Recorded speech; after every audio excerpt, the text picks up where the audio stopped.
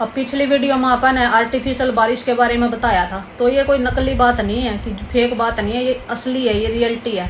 अब ऐसे ऐसी तगड़ी तगड़ी प्लानिंग कर ली है हमारे देश के जो प्रधानमंत्री हैं उन्होंने ट्रंप के साथ मिलके कि अमेरिका तो व्यापार होगा अब हमारे देश का।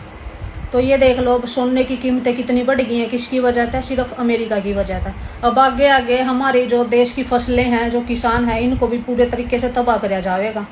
जो अमेरिका है ना, जो हाइब्रिड मतलब पैदा करा है, उच्च पैदावार बोल रहे हैं जिसने, जो कम समय में मतलब पूरी बड़ी बड़ी दिखाई जावा है करके, और उसमें इतना जहर मिलाया जावा है, इतने मतलब केमिकल मिलाए जावे हैं।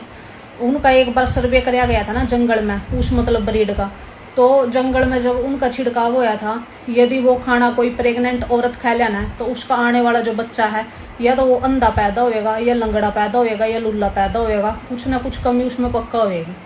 तो देश को मतलब इस तरीके से बर्बाद करने की प्लानिंग बनाई जा रही है, और लोग कह रहे हैं कि मोदी जिंदाबाद था और है।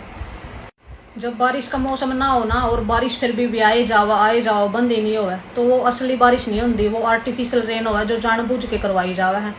अब मोदी जी जब मर्जी आर्टिफिशियल रेन करवा सकते हैं, जब मर्जी सूखा गिरवा सकते हैं देश पे, ताकि यहाँ सब कुछ फसलें तबाह हो गए, बीज अमेरिका ते आए। और यदि अमेरिका का जो बीज है ना, वो हम यदि खान लग गए, तो आने वाले टाइम में जो हमारी जनरेशन होएगी ना आगे, उनमें इतनी कमी आओगी, क्योंकि हर इंसान का जो शरीर का सिस्टम अंदर का अलग अलग हुआ है।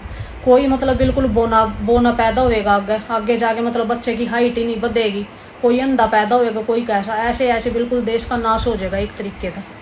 क्योंकि वहाँ जो बीज बनाया जाएगा ना, वो बेचने के लिए बनाया जाएगा है, और 1 साल के बाद उसको कोई यूज भी नहीं करता दूसरी बार, क्योंकि वो जो फसलें हैं ना, वो कम समय में ही बनाई जाती है, उसमें मतलब केमिकल मिला के। और आपने एक बात और नोटिस करी होगी आजकल की, ये है कि आगे आने वाले टाइम में स्कूल में बच्चों को 9th क्लास तक लड़कियों को इंजेक्शन लगेंगे, तो किसी को भी वो इंजेक्शन नहीं लगवाने हैं, क्योंकि बच्चे हमारे हैं, सरकार के नहीं है।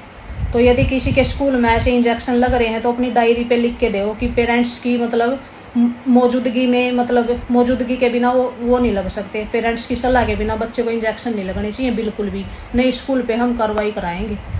तो जब कोरोना की वैक्सीन लगी थी ना, उसके बाद देख लो देश का क्या हाल हो रहा है।